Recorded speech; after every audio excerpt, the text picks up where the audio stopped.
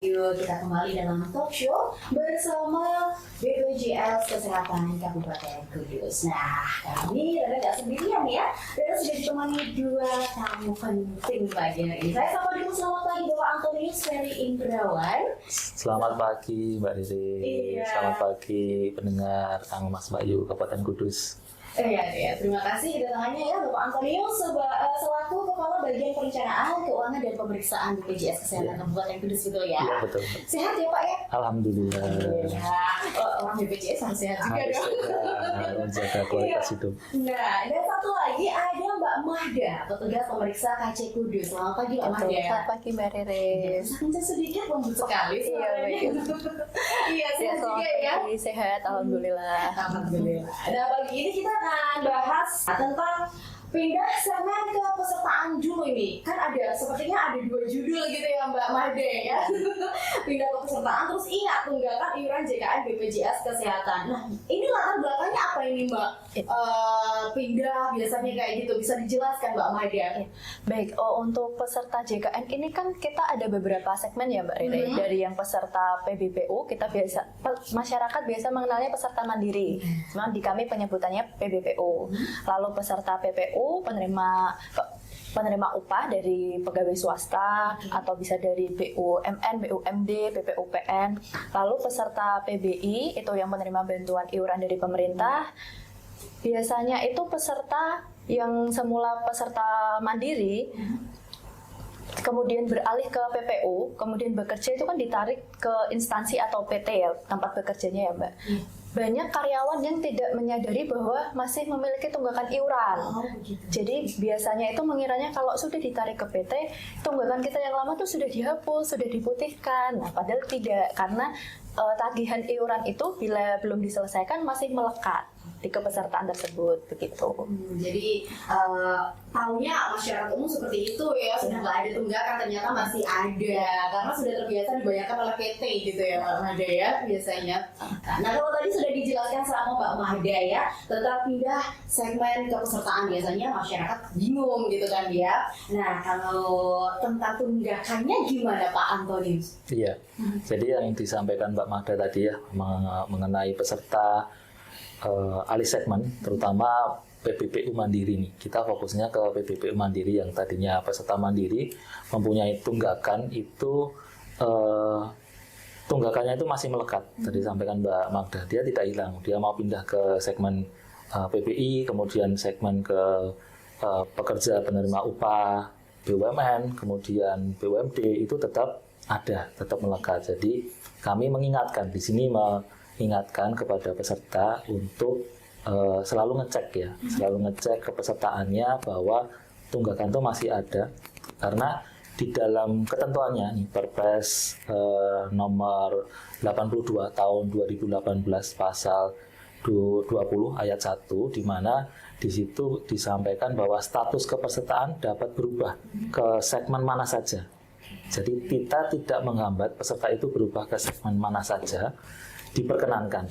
Namun dari sisi tunggakan peserta mandiri yang masih punya itu tetap melekat. Nah, itu kewajiban itu yang wajib harus diselesaikan gitu. Nah, mengenai mekanisme bagaimana membayar itu nanti dijelaskan Mbak Mada, bahwa peserta itu bisa membayar sekaligus langsung lunas, artinya mereka tidak akan mempunyai kesulitan lagi atau dikejar-kejar lagi, diingatkan lagi, itu kan merasa bebas gitu ya. Sudah lunas nggak masalah. Tetapi mungkin ada dari segmen peserta ini yang mempunyai kendala, mempunyai keberatan, tidak bisa menyelesaikan tunggakannya waktu menjadi peserta mandiri, itu bisa mendaftar ke menjadi peserta program rehab, rencana pembayaran bertahap itu. Nah, itu nanti ada mekanismenya, kemudian simulasinya juga ada. Seperti itu Mbak Riri. Jadi masih ada ini alternatif gitu ya Pak ya? Masih ada alternatif. Untuk pelunasan gitu Iya, juga kan. iya. Nah, gimana ini kalau tadi dijelaskan sama Pak Antoni harus sering cek tagihan gitu kan ya Pak? Iya, Gimana iya. Pak, ada cara untuk mengecek tagihan iuran kita? Baik, untuk peserta JKN sendiri bisa melakukan pengecekan tagihan iuran bisa melalui dari aplikasi mobil JKN Mbak Rere. Jadi bisa di-download melalui App Store maupun di Play Store ya. Nanti yang lebih mudah memang kita cek sendiri melalui aplikasi mobil JKN atau bisa juga menghubungi care center kami di nomor 165, itu bisa dihubungi 24 jam. Ada juga WA Pandawa. WA Pandawa ini biasanya untuk perubahan administrasi. Namun sekarang sudah ada pembaharuan jadi bisa ada informasi juga. Namun kalau untuk informasi ini lebih ke peserta mandiri yang masih sebagai peserta mandiri. Jadi kalau sudah beralih ke peserta PPU yang ditanggung sama perusahaan, kita tidak bisa mengecek dari Pandawa. Jadi saya sarankan lebih baik mengeceknya mobil JKN atau melalui care center juga bisa. Jadi dua itu ya Mbak ya yang lebih disarankan ya. Oke, kalau dulu masih bisa pakai Pandawa, sekarang hanya bisa untuk yang mandiri. Betul, yang masih sebagai peserta mandiri. Peserta mandiri saja. Oke. Nah, gimana nih cara memberhentikan tagihan peserta mandiri Mbak Mada ya? Jadi kan belum tahu gimana terus beralihnya gimana? Apa harus lapor ke kantor BPJS Kesehatan terdekat gitu? Jadi untuk peserta JKN apabila sudah aktif bekerja di instansi atau di PT, tidak perlu melapor ke kantor BPJS Kesehatan Mbak Rere, karena nanti dari HRD-nya atau PIC-nya melapor kepada kami. Jadi tinggal melakukan pengecekan saja atau dipantau melalui aplikasi mobil JKN, karena kalau misalkan status kepesertaannya itu TMT-nya sudah ditanggung oleh pemberi kerja, maka status kepesertaan mandirinya akan berhenti. Gitu ya. Jadi tidak kita sendiri yang kesana gitu ya Mbak? Betul, ya? tidak melapor secara individu ya berarti ya. Kalau sudah menjadi yang apa namanya Mbak? PPU, ya, pekerja Kalau penerima syarat upah. kurang tahu ya Iya. istilahnya ya. Gitu. Iya PPU gitu ya. Nah Pak Antoni saya juga ingin bertanya juga nih. Tadi kan ada aturan-aturan gitu ya yang dijelaskan juga sama Pak Antonius. Bisa dijelaskan lagi Pak tentang perubahan-perubahan ini Pak? Iya, jadi sesuai Perpres nomor 82 tahun 2018 pasal 20 ayat 2 tentang perubahan kepesertaan ini tadi disampaikan tidak menghapus kewajiban peserta untuk tetap melunasi tunggakannya. Nah, kemudian di pasal 20 juga ayat 3 bahwa kewajiban peserta itu sebenarnya diberikan waktu 6 bulan untuk menyelesaikan. Namun sampai dengan saat ini itu kadang lebih dari 6 bulan. Nah, kami menghimbau sebenarnya pada saat ini itu kan peserta ini sudah mendapatkan upah atau penghasilan tetap. Nah, pada saat mendapatkan upah penghasilan tetap ini, kami sarankan, ya kami himbau ada cadangan yang untuk bisa melunasi tunggakan-tunggakan kemarin, gitu ya. Tunggakan yang belum diselesaikan, baik bisa langsung maupun nanti dengan program rehab itu tadi nanti akan dijelaskan Mbak Magda. Jadi kami menghimbau memang kewajiban ini harus tetap diselesaikan karena ini adalah tunggakan ke negara. Ini bisa membantu mereka yang saat ini membutuhkan gitu. Nah, bagi perusahaan ya terutama BUMN ataupun BUMD atau perusahaan swasta ini sudah banyak coba mekanismenya bahwa pada saat rekrutmen peserta menjadi pegawai itu mereka sudah dicek, difilter apakah sebelumnya itu masih menjadi peserta mandiri yang menunggak atau sudah tidak ada tunggakannya gitu ya. Jadi dari awal memang itu memudahkan bagi HRD atau pengelola kepegawaian sebuah perusahaan organisasi itu untuk mengecek apakah dia itu punya tunggakan sebelumnya atau sudah lunas. Kalau sudah lunas nggak masalah, dilanjut gitu kan. Nah, biasanya dikasih pilihan mau melunasi secara bertahap ini mulai kapan. Dari pihak HRD sudah menawarkan, ini sudah banyak di Kabupaten Jepara, kemudian Grobogan, Kudus sendiri juga menyampaikan itu. Itu untuk memudahkan peserta ini tidak lagi diingatkan, terima WA dari BPJS Kesehatan, notif gitu ya. ada notif, kemudian di telepon, ya diedukasi bahwa masih ada tunggakan. Seperti itu Mbak Riri. Baik, nah tentang pembayaran iuran BPJS sendiri Mbak Mahda, gimana nih iurannya, cara melakukan pembayarannya? Kalau tadi sudah cek tagihan, terus mau bayar ini, wah semangat untuk bayar, gimana Mbak? Baik, untuk pembayaran ini kita ada banyak kanal ya Mbak Rere untuk pembayaran. Jadi silahkan peserta bisa memilih. Biasanya kan ada channel favorit ya pembayaran. Ada yang sukanya bayar di kantor pos, boleh Indomaret, Alfamart, atau kalau misalkan ada yang sibuk nih Mbak, nggak bisa kalau harus datang ke sana. Kalau M-Banking gimana? M-Banking juga boleh, M-Banking bisa. Kemudian melalui teller ATM pun bisa. Lalu kalau misalkan ada yang milenial atau Gen Z mau pakai e-commerce pun bisa. Jadi e-commerce kita juga bisa di Tokopedia, Shopee, ataupun dompet digital seperti Dana, OVO, GoPay juga bisa. Nanti caranya kita tinggal memasukkan nomor virtual akun saja Mbak Rere. Jadi banyak yang kita nggak tahu nomor virtual akun kita berapa ya, yang mana. Sebetulnya itu bisa kita lihat dari nomor kartu kepesertaan BPJS kita. Ya, jadi kartu BPJS itu kan di dalamnya nomornya itu ada 13 digit Mbak Rere. Nomor virtual akun tinggal ditambahkan 85 kali di depannya. 85 kali di depan. Betul. Kemudian 13 digit nomor BPJS itu kita ambil 11 aja. Jadi yang 2 di depan dihilangkan. Ya, jadi diganti yang 83 kali itu tadi ya. 85 kali, maaf ya. 85 kali. Iya, 85 kali di depan. 2 nomor depan dari nomor kepesertaan dihilangkan. Iya. Caranya. Nanti kalau untuk misalkan melakukan pembayaran melalui M-Banking, biasanya itu peserta masuknya ke menu transfer. Tapi yang betul itu menu bayar Mbak Riri. Jadi yang perlu dipastikan lagi, kita masuknya ke menu pembayaran atau menu bayar, kemudian dimasukkan nomor virtual akunnya, lalu jumlah bulannya. Untuk pembayaran seperti itu. Bisa ya, banyak pilihannya gitu ya.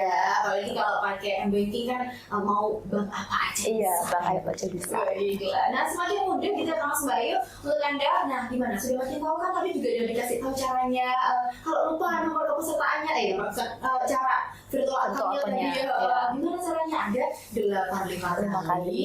Kemudian 2 digit nomor kepesertaan dihilangkan gitu ya. Yang dimasukkan sisanya. Sisanya, betul.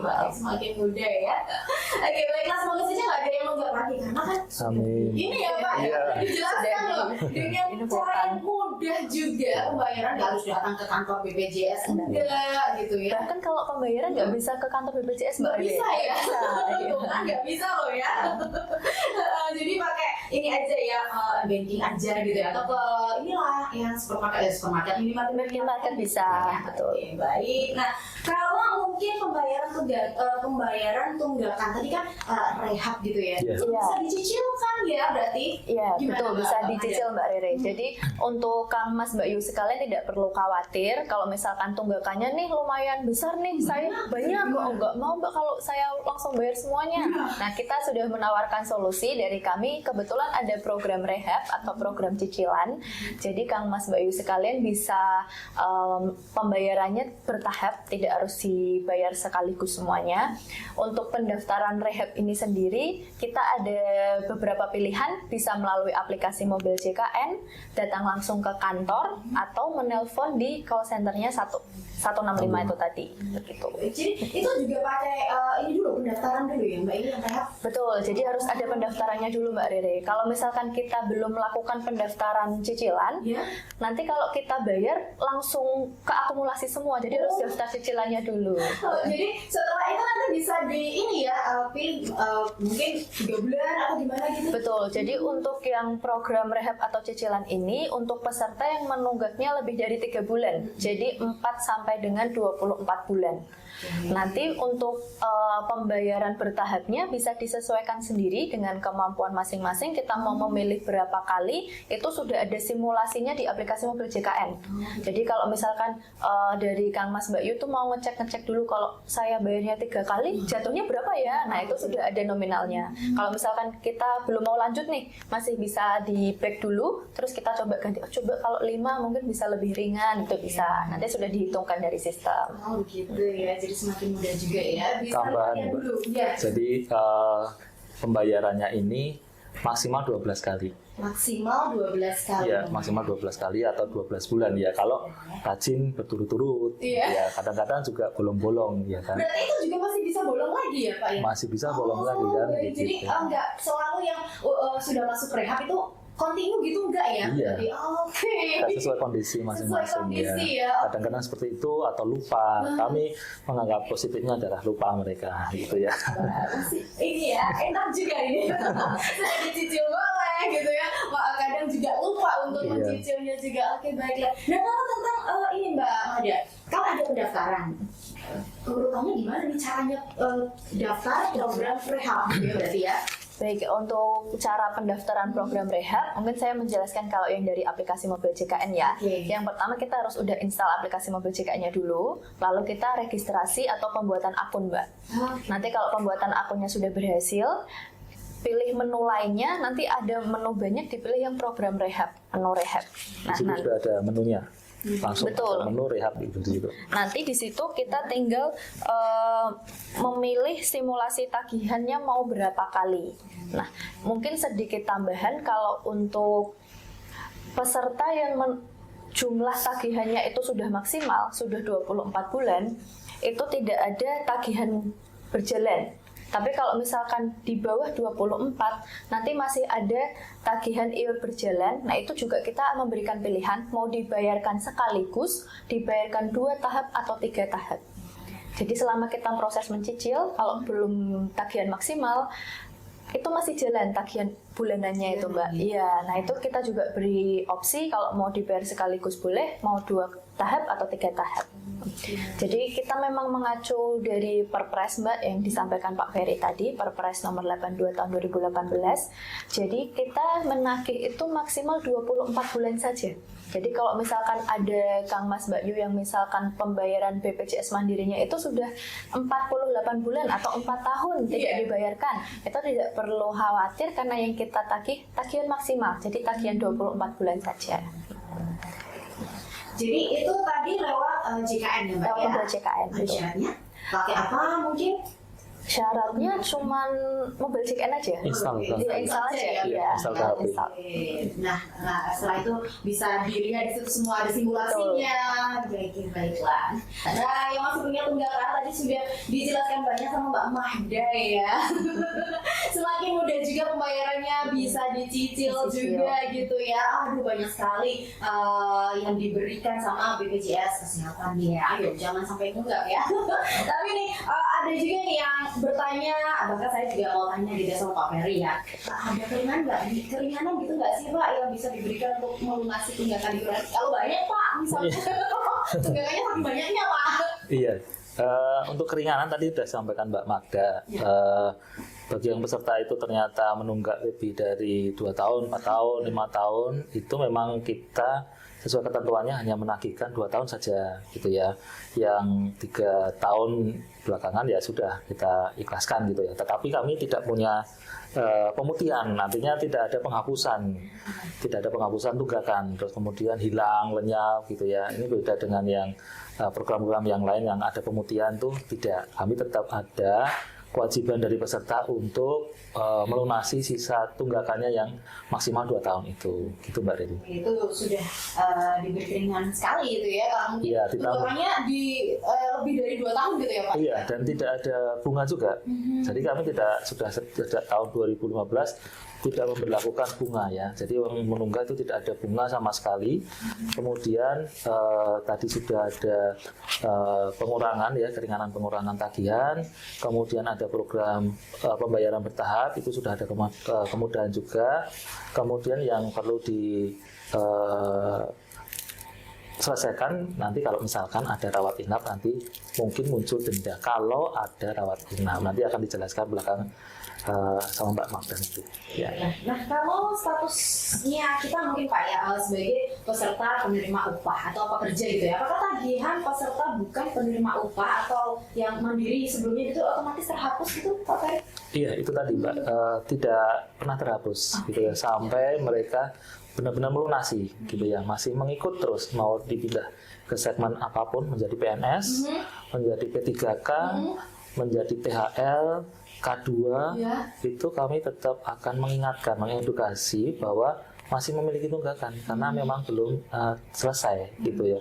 Jadi nanti tahun 2025 ke depan ya, kami akan mengingatkan ke banyak perusahaan, kemudian ke OPD-OPD yang sudah diangkat ke P3K, PNS yang tadinya CPNS itu masih memiliki kewajiban, ya kami akan tetap ingatkan terus. Jadi tidak ada pemutihan, harus tetap melunasi kewajiban ya Pak ya. Baiklah. Nah kalau Mbak Mada, bisa nggak nih dijelaskan juga tentang kalau sudah non-aktif sebagai atau non-aktif pekerja gitu ya, terus beralih ke peserta bukan penerima upah atau mandiri, balik lagi gitu loh Mbak. Iya. Gimana ya istilahnya?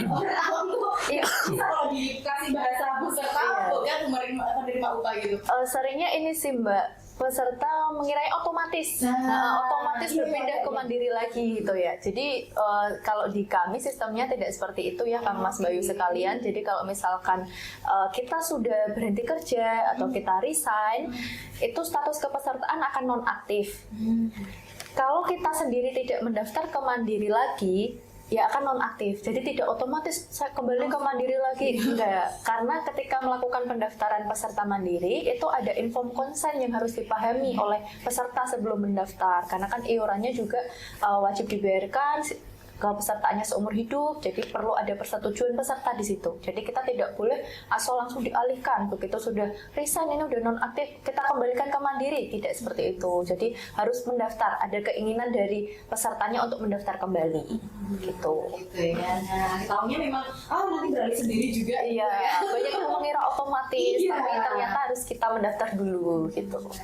Nah, gitu ya kalau sebaiknya, jadi nggak secara otomatis ya ketika sudah tidak bekerja tadinya ya. Terus beralih ke mandiri lagi gitu ya, nggak bisa dong ya. Iya.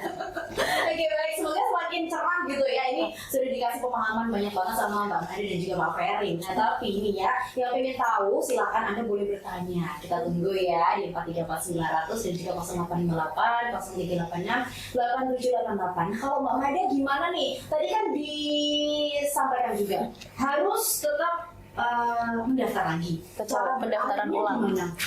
Untuk pendaftaran peserta mandiri ini bisa melalui WA Pandawa yang sempat saya sebutkan tadi ya. Jadi kalau misal Kang Mas Mbak Yu sekalian ini lagi nggak ada waktu untuk datang ke kantor BPJS, ada kesibukan yang lain, boleh silahkan langsung ke WA saja di nomor 0811 8165165, itu bisa dihubungi 24 jam. Jadi tidak perlu khawatir, kita bisa mengirimkan berkasnya, tapi untuk prosesnya tetap diproses di hari kerja. Jadi nanti tinggal memfotokan foto KK dan juga buku tabungan saja untuk peralihan ke peserta mandiri. Foto KK dan juga foto buku tabungan, betul. Fotonya ya Mbak? Fotonya, karena kan lewat WA ya Mbak Rere. Betul. Jadi ini bisa kapan aja, nggak ada jam pelayanannya gitu ya Mbak? Betul. Beralih gitu ya? Iya, karena WA Pandawa ini 24 jam bisa diaksesnya, jadi mau jam kapanpun silahkan bisa dihubungi, cuman untuk prosesnya tetap sesuai hari kerja, jam kerja. Kalau langsung ke kantornya? Boleh, silahkan. Kalau Kang Mas Mbak Yu sekalian mau peralihannya ke kantor, karena saya ke kantor aja pengen mendapatkan penjelasan langsung dari mbaknya di loket, boleh, bisa datang ke kantor kami di hari Senin sampai dengan Jumat, mulai jam 8 sampai jam 3 sore. Atau kalau misalkan di kantor kami kebetulan antriannya sedang padat, sedang penuh, Kang Mas Mbak Yu sekalian boleh loh datang ke MPP, Mall Pelayanan Publik yang di Pendopo ya. Nanti di situ ada petugas kami yang standby dari jam 9 sampai dengan jam 2.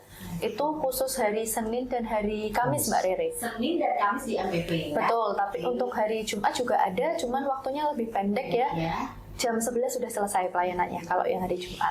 Nah, banyak sekali ini ya tempatnya gitu ya, jadi Betul. nggak usah pusing gitu ya. Apalagi untuk peserta yang punya tunggakan, nah ini harus benar-benar didengarkan, disimak karena bisa ini nih digunakan untuk oh iya bisa tuh ternyata gitu ya. Oke, baiklah. Nah ini juga dijelaskan juga tadi ya, yang habis ini jadi P3K, jadi ASN yang masih punya tunggakan Pak Ferry ya. Akan dinotis benar. Oh ya akan dilanjutkan. Diingatkan. Diingatkan saja gitu ya. Yang punya tunggakan lagi ya. Ini memang penting banget karena bisa menghambat juga ya Pak ya, Betul. kalau ada rawat inap ya Pak Iya, ya. betul. Oke, baiklah. Kalau tentang tunggakan berarti harus ada ini nih konsekuensinya berarti Iya, Pak. betul. Kalau enggak gimana nih, nggak bisa rawat inap loh. Iya. Enggak gitu ya Pak ya, gimana Pak Ferry, boleh dijelaskan? Iya, jadi kalau peserta mandiri ya yang punya tunggakan, tentunya kan ada konsekuensi. Konsekuensinya adalah ketika rawat inap nanti akan muncul denda. Nah, denda ini memang harus diselesaikan. Kan kita ada administrasi 3 kali 24 jam selama memang diagnosanya harus rawat inap, itu harus diselesaikan selama kurun waktu itu. Jadi itu bisa dibayarkan di channel-channel pembayaran yang sudah tersedia. Berapa besarnya itu hitung-hitungannya, itu kisarannya. Yang pasti persentase ya, 5% kalikan jumlah bulan menunggak. Jumlah bulan menunggak ini ada maksimalnya juga, cuma 12 bulan ya. Kalikan tarif inasi bijis yang dikenakan, misalkan sakitnya operasi mendadak nih, harus operasi usus buntu, appendektomi misalkan, harus operasi, kan itu harus segera gitu ya. Nah ternyata menunggaknya ini sudah 16 bulan. Nah kita kasih contoh, dia dikenakan denda itu 5% kalikan 12 bulan, tadi kan menunggaknya 16 bulan, nah dia hanya dikenakan 12 bulan. Kemudian tarif inasi bijisnya ternyata di rumah sakit tipe C gitu ya, itu operasi itu 5 juta, berarti kan 5 juta kalikan 12 bulan kalikan 5% gitu ya, kira-kira segitulah itu ya. Kira-kira segitu. Nah kalau misalkan kurang dari 12 bulan ya menunggaknya kalikan 3 bulan misalkan gitu, 5% kali 3 bulan kalikan tadi operasinya berapa tarifnya, seperti itu, kira-kiranya seperti itu. Baiklah. Kalau mungkin punya tunggakan ya jangan sampai nunggak dia ya. Nggak enak banget karena akan ribet dengan administrasi nantinya juga ya. Iya. Nah kalau tentang denda Pak Ferry, bisa hilang nggak sih? Kalau denda itu akan hilang dengan sendirinya setelah dibayar, Mbak. Baik. Ya, setelah dilunasi dendanya akan hilang otomatis, dan itu langsung bisa digunakan pelayanannya. Langsung bisa ya? Iya, langsung. Kalau dilunasi bisa langsung digunakan pelayanannya. Iya, di rumah bisa sakit. Bisa lagi kan Pak? Bisa muncul lagi kalau pesertanya nunggak lagi. Nunggak lagi ya? Iya, Berarti kan? kalau Nggak selesai-selesai. Nggak selesai-selesai ya? Iya. Habis dilunasi dipakai nanti jangan Nunggak lagi. gitu ya Pak? Ada kan ya pastinya Iya. seperti itu ya? Jadi untuk Kang Mas Mbak Yu ya di Kabupaten Kudus, kalaupun kita pada saat sehat itu bisa rutin membayar iuran. Karena apa? Iuran kita ini digunakan untuk masyarakat yang membutuhkan, yang saat itu sakit, membutuhkan perawatan, opnam. Nah kita itu sedekah, memberikan bantuan ya. Saat kita nanti suatu saat membutuhkan kan juga akan terbantu juga dengan iuran ini gitu. Jadi pada saat nanti kita sakit tidak lagi perlu mengeluarkan biaya yang lebih besar lagi, sudah ada iuran BPJS gitu, Mbak. Baik, nah itu kan untuk sesama juga kan ya. Iya, betul. Nah gimana nih cara membayarkan dendanya? Iya, Mbak Magda bisa Mbak Magda ya? Ya, baik, untuk pembayaran denda ini ada beberapa channel pembayaran seperti kantor pos, Alfamart, Indomaret, melalui Bank Mandiri, Bank BTN, BNI atau BRI. Jadi untuk Bank BCA belum bisa, dan untuk e-commerce-nya melalui Tokopedia saja. Jadi kalau e-commerce-nya milik Shopee itu belum bisa, baru Tokopedia saja. Jadi memang untuk pembayaran denda ini kita tidak sebanyak pembayaran iuran Mbak Rere. Jadi memang sudah ada beberapa channel yang sudah ini ya, sudah kerjasama yang bisa melalui pembayaran tersebut. Nanti kalau misalkan Kang Mas Mbak Yu sekalian, misalkan ada yang sudah merawat inap di rumah sakit, nanti rumah sakit akan menginformasikan kok jumlah dendanya berapa, karena kan sudah dihitungkan ya di sana, dan di bawah itu sudah ada keterangan channel pembayarannya mana saja, jadi sudah ada listnya, jadi mau memilih di channel yang mana itu sudah diberikan infonya dari rumah sakit juga. Lebih mudah juga ya, karena sudah diinfo juga ya. Oke, nah Mbak Mada, kalau tentang administrasi pelayanan tatap muka tuh di kantor BPJS-nya gimana Mbak? Apa ya tadi tentang awal segmen mungkin begitu? Jadi kalau misalkan Kang Mas Mbak Yu sekalian ini menginginkan pelayanan tatap muka selain di kantor BPJS Kesehatan, Kang Mas Mbak Yu sekalian bisa datang ke Mall Pelayanan Publik yang sudah saya sampaikan tadi. Ada juga yang lain itu BPJS Keliling. Jadi kita ada pelayanan BPJS Keliling Mbak Rere. Itu untuk jadwalnya Kang Mas Mbak Yu sekalian bisa mengecek di Instagram kami di JKN Kudus Bermanfaat. Nanti kita update di situ. Ada jadwal 3 kabupaten juga di situ, ada Kudus, Jepara, Grobogan, jadi bisa dipantau saja kita jadwalnya di desa mana saja. Gitu. Atau kalau misalkan ada juga Kang Mas Mbak Yu sekalian yang sudah terlanjur di rumah sakit nih, terus tidak ada waktu untuk datang ke kantor kami, itu ada petugas BPJS 1 namanya, petugas BPJS yang berada membantu di rumah sakit. Jadi kalau membutuhkan konsultasi ataupun terkait misalkan tunggakan iuran juga bisa melalui petugas kami yang mobil di rumah sakit gitu. Jadi itu yang akan dilayani adalah kayak pendaftaran mungkin atau Kalau untuk pendaftaran itu bisanya di BPJS Keliling atau MPP ya. Untuk yang BPJS 1 itu mungkin lebih ke menerima keluhan atau misalkan ada kendala ketika di rumah sakit gitu, memberikan informasi. bantuan di sana juga ya. Makin mudah juga ya. Dan kayaknya sudah sampai yang segmen terakhir nih ya. Kalau nggak pernah pakai BPJS kesehatannya, maka akan tetap membayar iuran Mbak Mada. Wih, kalau terkait itu tetap membayarkan iuran ya Mbak Rere, karena kita ini kan program JKN ini menganut sistem gotong royong. Jadi seperti yang sudah disinggung Bapak Ferry tadi, yang sehat membantu yang sakit, yang mampu membantu yang kurang mampu. Jadi walaupun kita itu tidak memanfaatkan, tidak menggunakan, tapi kita akan membantu saudara kita yang membutuhkan. Dan kalau bisa sih doanya tetap sehat selalu ya Mbak Rere. Tapi kalau misalkan kita sendiri nantinya kok membutuhkan, ya kita juga bisa menggunakan manfaatnya begitu. Terima kasih ya, ini sudah dijawab semua ini pertanyaan-pertanyaan saya ya. Dan juga tadi pendengar juga sudah saya sampaikan sedikit-sedikit juga ya. Nah, bisa disampaikan yang terakhir ini pesan untuk Kang Mas Bayu, Pak Ferry monggo. Ya baik, Kang Mas Bayu untuk Kabupaten Kudus ya, kami sangat berterima kasih kepada warga masyarakat Kudus yang sudah aktif melakukan pembayaran secara rutin. Kami mengingatkan untuk semua saja yang pada saat ini belum melunasi untuk segera melakukan pembayaran, karena kita sudah memberikan kemudahan channel-channel pembayaran dan juga programnya. Jadi bisa diselesaikan di channel tersebut melalui program-program tadi, rehab salah satunya. Begitu Mbak Rere. Terima kasih. Ada tambahan Mbak Mada?